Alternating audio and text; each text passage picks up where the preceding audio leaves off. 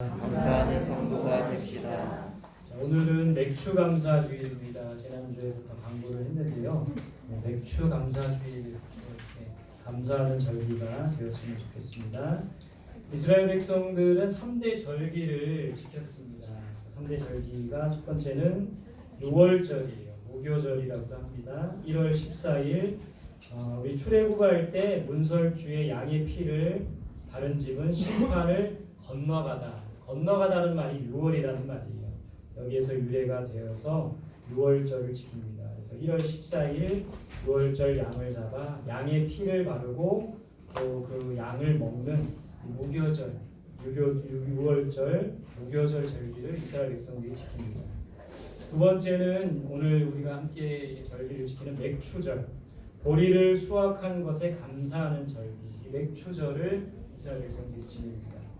세 번째는 초막절, 장막절이라고도 하죠. 또는 수장절이라고도 합니다. 7월 15일부터 이스라엘 백성들이 40년간 광야 생활을 했습니다. 그 광야 생활할 때 저런 장막 생활을 했어요. 그 40년간 광야 생활에 지켜주신 은혜에 감사하며 지내는 절기가 바로 이 초막절이고 장막절이에요. 또 수장절이라고도 하는 것은 7월 15일부터 이제 추수를 하고 나서 추수한 곡식을 저장한다라는 의미에서 이 수장절. 그래서 이스라엘 백성들은 6월절, 맥추절, 초막절 3대 절기를 지킵니다. 자, 이 맥추절은 어떤 절기인가? 출애굽기 23장 16절에서 보면 밀이나 보리를 수확한 후 하나님께 첫 열매를 드리는 추수감사절이다 이렇게 돼 있어요. 그래서 성경적인 근거는 출애굽기 23장 16절이에요. 밀이나 보리를 수확한 후에 하나님께 첫 열매를 드리는 추수감사절기가 맥추절입니다. 그런데 이 절기를 또 칠칠절이라고도 하는 게 6월절이 지난 7주째, 그래서 7주째를 기념하며 칠칠절이라는 이름을 갖고도 이 절기를 지키고요. 혹은 오순절이라고도 합니다. 그래서 6월절 제50일째. 이 6월절은 구약의 의미와 신약의 의미가 좀 달라요.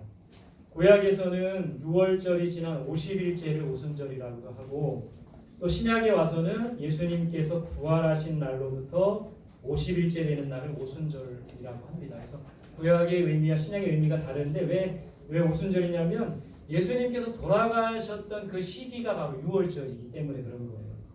특별히 이 오순절 날 마가의 다락방에 모여있던 제자들과 사도들과 120명의 사람들에게 성령 강림 사건이 있었던 거죠. 그래서 이 성령 강림의 역사를 또 이 오순절 날 성령 강림이 있었던 거예요. 그래서 이 성령 강림의 역사를 강조하는 교단을 오순절파라고도 합니다.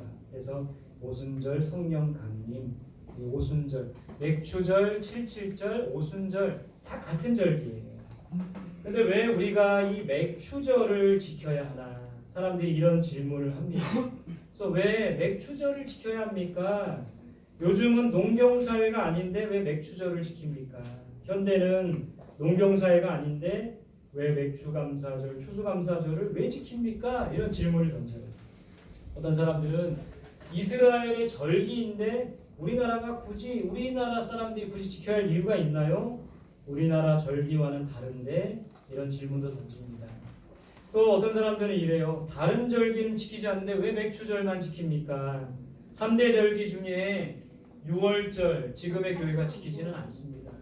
수장절, 초막절도 지키지 않아요. 근데 왜 맥추절은 지킵니까? 다른 거는 안 지키는데 왜 맥추절은 지킵니까? 이런 질문을 던집니다. 여러분, 이 맥추절의 핵심은 감사에 있는 거예요. 감사. 한국교회가 7월 첫 주 맥추감사절을 지키는 것은 상반기 동안 주신 하나님의 은혜에 감사하기 위해서 지키는 겁니다. 그래서 여러분, 왜 절기를 지킵니까? 이 질문을 하기보다는 우리가 이 절기를 통해 감사를 배워야 되는 거예요. 감사하는 성도가 되어야 합니다. 그래서 맥추절은 첫 열매를 드리는 절기라고 했어요. 성경적 근거 아까 출애굽기 23장 16절이라고 했죠.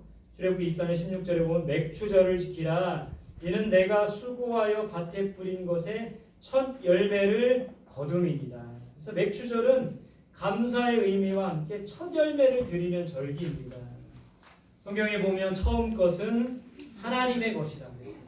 첫 열매, 첫 봉급, 우리의 첫 것, 그것을 하나님 앞에 드리는 첫 시간, 첫 예물, 처음 것을 하나님 앞에 드리는 이것이 정말 중요한 겁니다. 왜 이스라엘 백성들이 처음 것을 하나님께 드렸냐면 열의 10개가 모두 하나님의 것이고 우리 삶의 모든 것이 하나님이 주인이십니다라는 것을 인정하기 위해서 그런 훈련을 했다는 거예요. 우리가 처음 것을 드리면서 우리 삶의 주인 되신 하나님을 생각해야 돼요. 이 맥주절을 우리가 지키면서 먼저는 감사해야 되는 겁니다. 그리고 두 번째는 우리에게 주신 모든 것이 하나님의 것이다. 이것을 생각해야 된다. 이 두 가지 의미를 가지고 바로 이 절기를 지켜야 한다는 겁니다.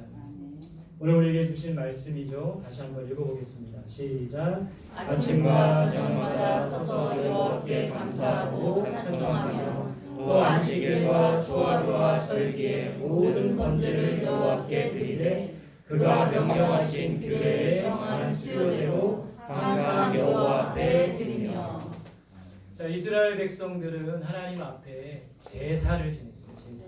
지금으로 말하면 예배입니다.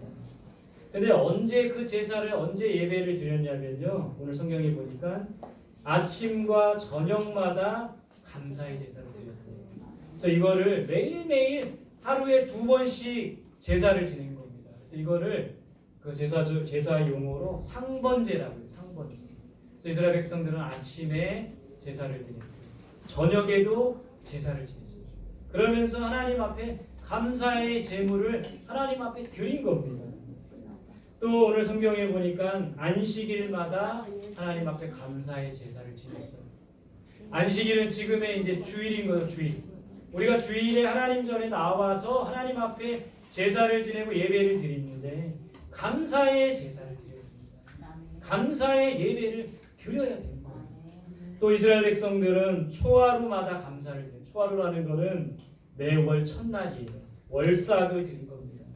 매월 초하루에 월삭, 매월 첫날을 하나님 앞에 드리며 감사하며 그 제사를 지냈다는 겁니다. 또 이스라엘 백성들은 절기마다 감사했어요. 이스라엘 백성들은 이렇게 제사를 드렸습니다. 매일 아침과 저녁에, 일주일에 한 번 안식일에, 한 달의 첫날 월삭에, 각 절기마다 하나님 앞에 감사의 제물을 드렸다는 거예요. 우리도 여러분 우리가 일주일에 한 번 드리는 이 예배에 만족하지 말고 우리가 매일매일 하나님 앞에 나아가 제사를 드려야 돼요. 감사를 드려야 됩니다. 월삭을 지내야 돼요. 절기마다 하나님 앞에 감사의 마음으로 제사를 드릴 수 있어야 된다는 거예요. 여러분 절기를 지키는 이유는 감사하기 위함입니다. 우리가 예배를 드리는 이유는 감사하기 위함이에요. 형식적으로 드리면 안 됩니다. 습관적으로 드리면 안 되는 거예요. 우리가 오늘도 이 예배의 자리에 나와 감사함으로 하나님 앞에 제사 드리기를 바랍니다. 감사의 예배가 되기를 소망합니다. 오늘 우리가 맥주 감사주의를 드리는 것도 왜 우리가 우리나라 절기도 아니고 왜 다른 것은 지키지 않는데 농경사회도 아닌데 왜 맥주 감사절을 지킵니까? 이런 질문을 하기에 앞서 우리가 하나님 주신 은혜에 감사하면서 이 절기를 보내야 된다는 거예요. 감사하는 오늘 맥주 감사주일이 될 수 있기를 간절히 소망합니다. 제가 오늘 이 맥주 감사주일 말씀을 준비하면서 상반기를 돌아보면서 1월부터 6월까지 2021년 1월부터 6월까지를 지내면서 또 제가 썼던 기도 제목을 보면서 감사할 제목이 무언가 생각을 해봤어요. 여러 가지 감사할 제목들이 있었습니다. 먼저 첫 번째는 질병에서 완치된 것에 감사했어요. 여러분 아시는 분은 아시겠지만 제가 6년 전에 위암 수술을 했어요. 그래서 위에 3분의 1을 잘라내고 잘 치료가 되어서 5년이 지났어요. 위암 수술이 한지 5년이 작년에 5년이 지나서 전에는 중증 환자였거든요. 근데 올해부터는 그냥 일반인이 됐어요. 중증 환자일 때 좋은 게 뭐냐면 의료비가 너무 쌌어요. 근데 이제 일반인이 되니까 의료비가 비싸더라고요. 그래서 올해 건강 검진을 처음으로 받았습니다. 예전에는 6개월에 한 번씩 병원에 가서 저를 수술해 줬던 의사 선생님한테 가서 검사하고 내시경도 하고 했는데 올해는 이제 일반인이 되어가지고 처음으로 건강 검진을 했던 해예요. 질병에서 완치해 주시는 것에 감사하더라고요. 감사하더라고요. 경제적으로 어렵지 않은 것에 또 감사했습니다. 경제적으로 어렵지 않다는 것은 돈을 많이 벌었다는 게 아니라 1월부터 6월까지 돈을 많이 벌었다는 게 아니라 때마다 시마다 필요한 물질을 하나님께서 공급해 주신 것이 감사합니다.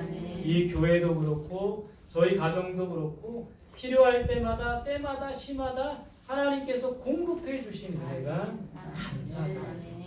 세 번째는 코로나 시대에 교회가 날로 부흥할 수 있어서 감사합니다. 여러분 큰 교회 많은 교회들이 코로나 때문에 예배 인원이 많이 줄었대요. 어떤 교회는 심지어 5, 60명이 모였던 초등부 학생들이 지금은 7명밖에 안 모인대요. 교사는 17명인데 초등부 학생들은 7명밖에 안 된대요. 이렇게 많은 교회들이 예배 인원이 줄었는데 오히려 이 성원교회는 예배 인원이 더 늘었어요. 얼마나 감사합니까? 그것에 감사했습니다. 또 자녀들의 앞길을 인도해 주셔서 감사해요. 올해 초 기도 제목이 우리 자녀들의 앞날을 인도해 달라고 한 건데 저는 목회자이기 때문에 하나님 저 가난하고 또 많이 풍족하지 못하기 때문에 이 아이들을 어떻게 인도해야 됩니까? 하나님께서 기도했을 때 하나님께서 길을 열어주셨어요. 그래서 딸은 음악의 길로 열어주셨고 아들은 야구의 길로 열어주셔서 자녀들의 앞길을 인도해 주셔서 또한 감사하더라고요. 마지막 감사할 제목은 기도의 무릎을 꿇게 하시니 감사합니다. 새벽마다 기도의 무릎을 꿇게 하신 겁니다. 예전에 교회를 개척하고 나서는 새벽 기도를 아무도 안 나오실 때가 있었어요. 그때 저 혼자 열심히 하겠습니다 라고 말해놓고 솔직히 안 나왔던 적이 많았어요.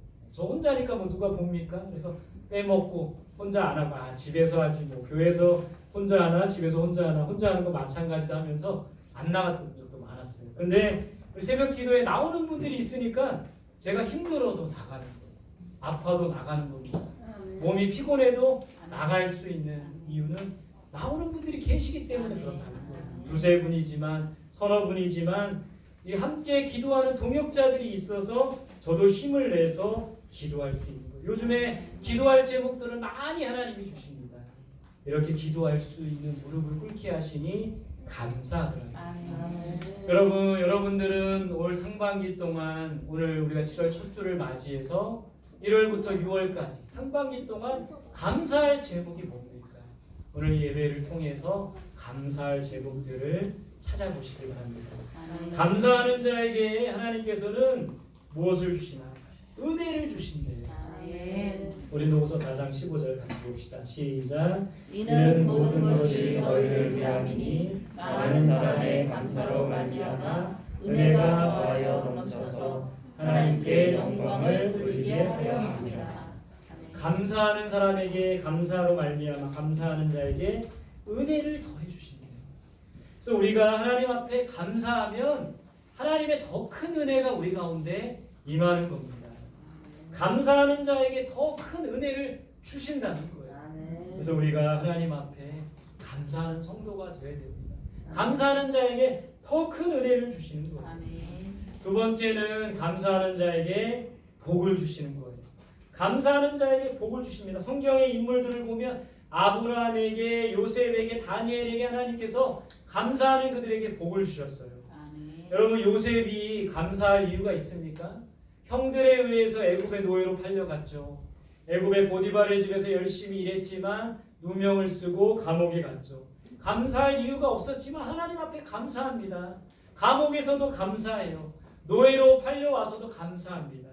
그럴 때 하나님께서 요셉에게 복을 더해 주셔서 애굽의 총리가 되게 하셨다는 거예요. 감사하는 자에게 복을 주신다는 거예요. 감사하는 자에게 구원을 주십니다. 여러분 우리가 복을 받는다고 할 때 세상 복도 중요하지만 영적인 복을 받아야 돼요. 영적인 가장 큰 축복은 우리가 구원받는 거예요.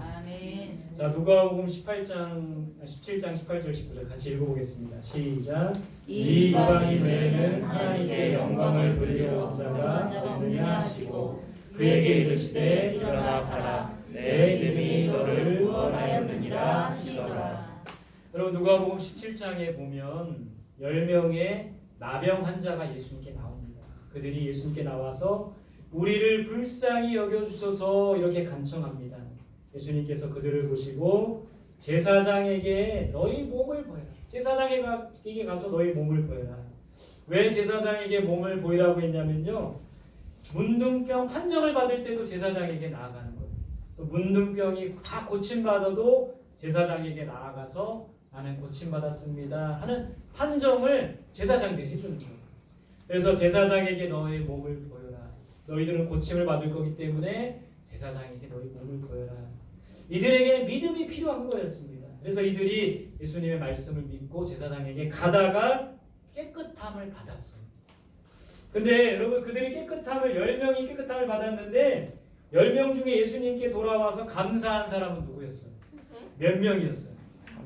한 사람. 성경에 보면 이방인 한 사람이었어요. 이방인 외에는 하나님께 영광을 돌리러 돌아온 자가 없느니라. 이방인 한 사람만이 예수님께 다시 찾아와서 영광을 돌리고 감사했다는 거예요. 그때 그 예수님께서 그 이방인에게 내 믿음이 너를 구원하였느니라. 여러분 10명의 문둥병자가 고침을 받았습니다. 그러나 한 명만 돌아와서 감사했어요. 그 감사했던 자가 구원받았다는 거예요. 나머지 9명은 병은 나았지만 구원을 받았는지는 모르는 거예요. 우리가.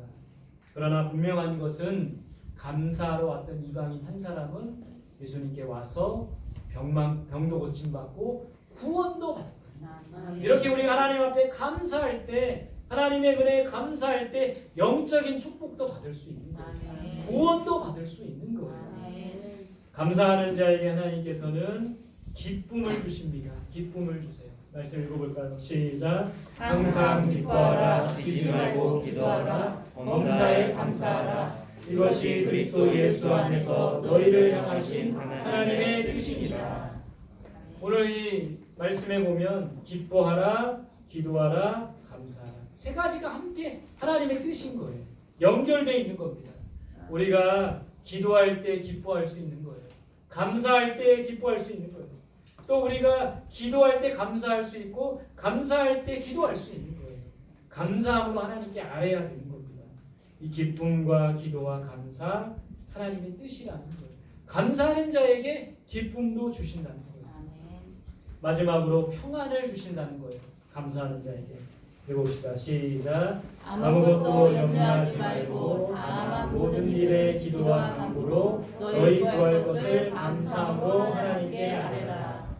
시작. 그리하면 모든 지각에 뛰어난 하나님의 평강이 그리스도 예수 안에서 너희의 마음과 생각을 지키시리라.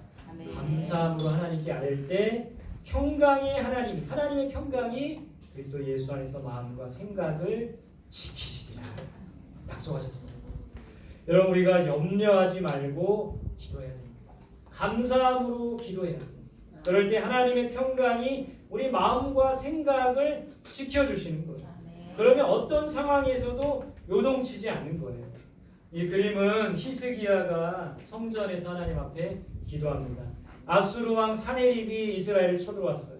두렵고 떨립니다. 편지를 써서 협박 편지를 써서 이 이스라엘 사람들을 두렵게 만들었어요. 히스기야가 그 편지를 성전에 펼쳐놓고 하나님 앞에 기도할 때 하나님이 평화를 주시고 이 전쟁에서 이기게 하셨다는 거예요. 평강 우리가 기도할 때 하나님의 평강이 우리 마음과 생각을 지켜주십니다. 어떤 상황에서도 요동치 않게 된다는 거예요. 염려하지 말고 기도하시기 바랍니다. 걱정하지 말고 기도하시기 바랍니다. 기도할 때는 감사함으로 기도하시기 바랍니다. 그럴 때 하나님의 평강이 우리 마음과 생각을 지켜주시는 거예요. 어떻게 기도해야 합니까? 감사함으로 하나님께 아뢰야 돼요. 이 그림은 미국에 있었던 1818년도 미국에 있었던 그런 그림인데요, 사진인데요. 에릭 앤스트롬이라는 사람이에요. 구두솔 파는 노인인데 이 노인이 이제 사진관에 와서 추운 날 사진관에 와서 차 한 잔 달라고 합니다. 이 사진관 주인이 인심이 좋았어요. 빵과 스프를 저 노인에게 제공해 줬습니다. 이 에릭 앤스트롬이라는 분이 빵과 스프, 단촐한 그런 음식이지만 그 음식 앞에서 저렇게 감사하며 기도하는 모습에 이 사진사가 감동을 받았어요. 그래서 사진을 딱 찍어 놓게 됩니다. 여러분, 감사함으로 하나님께 아뢰야 되는 거예요. 그러면 하나님께서 어떻게 주신다고요? 하나님의 평강이 우리 마음과 생각을 지켜주십니다. 마음과 생각을 지켜주십니다. 평강으로 함께해 주신다는 거예요. 여러분, 감사함으로 나아갈 수 있기를 바랍니다. 감사함으로 제사 드리는 자가 나를 영화롭게 하리니 그의 행위를 옳게 하는 자에게 내가 하나님의 구원을 보이리라. 우리는 하나님 앞에 감사로 제사를 드려야 됩니다. 감사로 예배를 드려야 돼요. 우리가 드리는 이 예배는 감사가 있어야 돼요. 감사가 없으면 껍데기인 예배입니다. 진정 감사하는 마음으로 하나님 앞에 예배 드려야 돼요. 여러분, 감사하는 자에게 은혜를 주십니다. 감사하는 자에게 복을 주세요. 감사하는 자에게 구원을 주십니다. 감사하는 자에게 기쁨을 주세요. 감사하는 자에게 평강을 주십니다. 우리가 어떻게 감사해야 되는데, 감사하는 성도가 되어야 되는데 어떻게 감사해야 되나? 첫 번째 따라합시다. 감사 기도. 감사 기도. 늘 감사하는 마음으로 하나님 앞에 기도해야 됩니다. 우리가 감사할 것들을 하나님 앞에 기도로 올려드리면 돼요. 하나님 감사합니다. 오늘도 이 예배 자리에 오게 하시니 감사합니다. 하나님 안전하게 오게 하시니 감사합니다. 하나님 우리를 지켜주셔서 감사합니다. 우리의 입술에 늘 이 감사의 기도가 떠나지 않아야 된다는 거예요. 매일매일 매 순간 매 순간 감사의 기도를 하나님 앞에 드릴 수 있기를 바랍니다. 어떻게 감사해야 되는가? 두 번째 따라합시다. 감사 찬양. 감사 찬양. 우리가 해야 될 일은 감사 찬양하는 거예요. 하나님의 이름을 감사하며 찬양하는 거예요. 오늘도 우리가 하나님 앞에 예배의 자리에 나와서 찬양하잖아요. 감사하는 마음으로 찬양해야 됩니다. 감사 찬양, 하나님께 영광을 올려드려요. 감사합니다. 주님 감사합니다. 감사의 찬양을 올려드리는 우리 입술이 되시기를 소망합니다. 세 번째 따라합시다. 감사 봉헌. 여러분, 물질이 있는 곳에 마음이 있다고 했어요. 우리 마음이 어디에 있습니까? 감사하는 마음이 있다면 하나님 앞에 물질을 드릴 수 있어야 됩니다. 하나님께 감사로 드려야 돼요. 우리가 하나님 앞에 헌금할 때도 감사하는 마음으로 드려야 됩니다. 항상 감사의 마음으로 하나님 앞에 드릴 수 있어야 돼요. 그럴 때 하나님께서는 감사하는 자에게 더 큰 은혜와 복을 주신다는 거예요. 그래서 우리의 입술에서 감사가 떠나지 않았으면 좋겠어요. 매 순간 감사의 기도로, 매 순간 감사의 찬양으로, 또 매 순간 하나님 앞에 감사의 봉헌으로 드릴 수 있기를 바랍니다. 여러분, 맥추 감사주일이잖아요. 이스라엘 백성들은 추수할 때 일부러 이삭을 바닥에 떨어뜨립니다. 일부러 추수할 것 곡식을 다 하지 않아요.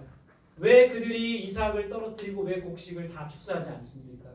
그것은 가난한 자들의 몫이기 때문에 그렇다는 거예요. 우리가 하나님 앞에 감사함으로 예물 드릴 때 이 예물을 통해 하나님의 나라가 이루어지는 것이고, 이 예물이 가난하고 고통받는 자들에게 흘러갈 수 있도록 해야 된다는 거예요.